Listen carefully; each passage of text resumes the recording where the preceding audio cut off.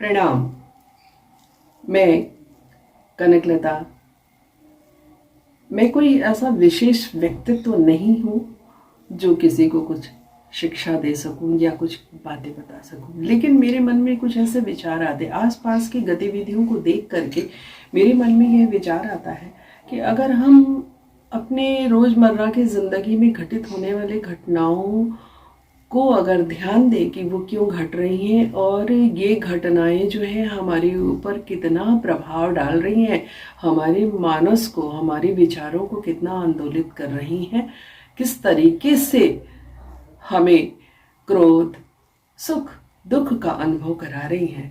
अगर हम इनके प्रति सजग हो जाएं तो निश्चित रूप से हम अपने आसपास के माहौल को, अपने परिवार के माहौल को बहुत हद तक एक सुव्यवस्थित, आनंदपूर्वक जीवन व्यतीत करने वाला परिवार बना सकते हैं। अब क्रोध को ही ले लीजिए। क्रोध एक सहज क्रिया है। क्रोध अपने आप पर भी आ जाता है, क्रोध अपने बच्चों पर आ जाता है, अपने पति पर आ जाता है, अपनी पत्नी पे आ जाता है, अपने पास पड़ोस के लोगों पे आ जाता है, यहाँ तक कि क्रोध अपने माता पिता पर भी आ जाता है। स्वाभाविक है। और क्रोध क्यों आता है? क्योंकि हमारे विचार एक दूसरे से सहमत नहीं होते हैं। हमें लगता है, जब हम क्रोध करते हैं तो हमें लगता है कि हमारा विचार सही है और सामने वाला जो है अपने विचारों को हमें सही रूप से हमारे लिए व्यक्त नहीं कर रहा है, तो हम क्रोध करना शुरू कर देते हैं।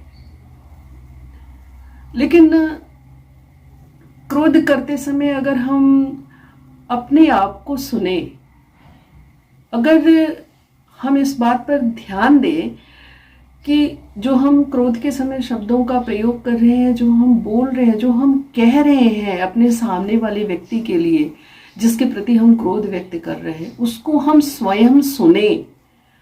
और अगर हम जब शांत मन होता है और इस बात को महसूस करें कि ये जो शब्द हमने प्रयोग किए ये कितने उचित थे, कितने अनुचित थे, क्या हमें ऐसे शब्दों का प्रयोग करना शोभनीय है? क्या हमारे व्यक्तित्व के लिए यह अच्छा है? एक बार, सिर्फ एक बार इसके बारे में सोचिए और अपने आप को ऐसा करने के लिए आगे बढ़ाइए।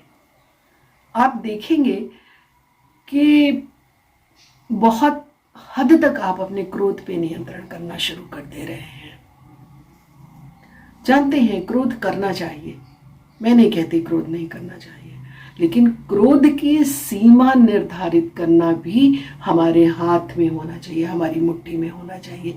ऐसा नहीं होना चाहिए कि हम क्रोध किए जा रहे हैं और अपना आपा खो दे रहे हैं, सामने वाले को जो भला बुरा कह ही रहे हैं, उसके अब बाद अपनी मानसिक शांति हम एकदम नहस कर दे रहे, तहस नहस कर दे रहे हैं, नष्ट कर दे रहे हैं।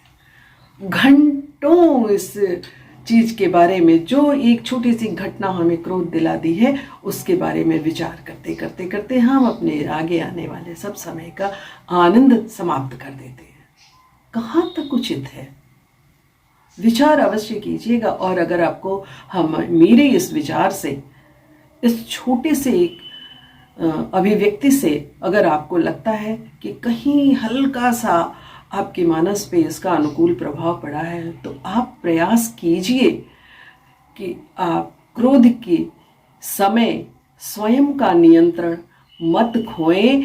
अपने कहे हुए शब्दों को सामने वालों को सुनाने के साथ ही स्वयं भी सुने। भगवान ने ये कान इसीलिए दिया है, ये जिह्वा दिया है, ये होठ दिया है, वाणी दिया है, हमें यह क्षमता दी है कि हम भाव की अभिव्यक्ति कर सकें। क्रोध भी एक भाव है, लेकिन अति भाव का व्यक्त करना, जब आप बहुत ज़्यादा भावुक हो जाते हैं ना, वो भी अच्छा नहीं होता है। अपने आप को एक सामान्य रूप से आगे लेकर के चलने की क्रिया करने के लिए अनिवार्य है कि आप स्वयं की बातों को जो आप कह रहे हैं सुने, उनके ऊपर विचार करें, एक अलग व्यक्तित्व बन करके। ये नहीं कि हाँ हमने ये कहा, हमने ठीक कहा, ये जजमेंट नहीं होता है। आप अपना न्यायाधीश बनिए, जो आप बातों को व्यक्त कर रहे हैं उन बातों को अपने सामने प्रस्तुत कीजिए। एक न्यायाधीश के रूप में सोचिए, यह मान के चलिए कि जो शब्द कहे गए हैं आपके द्वारा वो आपने नहीं कहा है, वो कोई और कह रहा है और आप सुन रहे हैं, आप न्यायकर्ता हैं।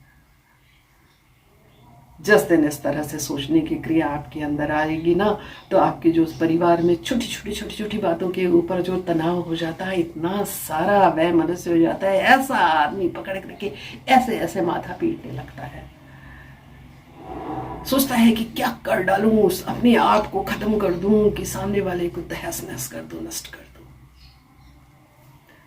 ये सारी क्रियाओं के ऊपर नियंत्रण हो जाएगा।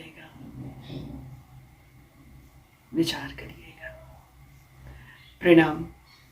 आप सब लोग स्वस्थ रहें, प्रसन्नचित्त रहें।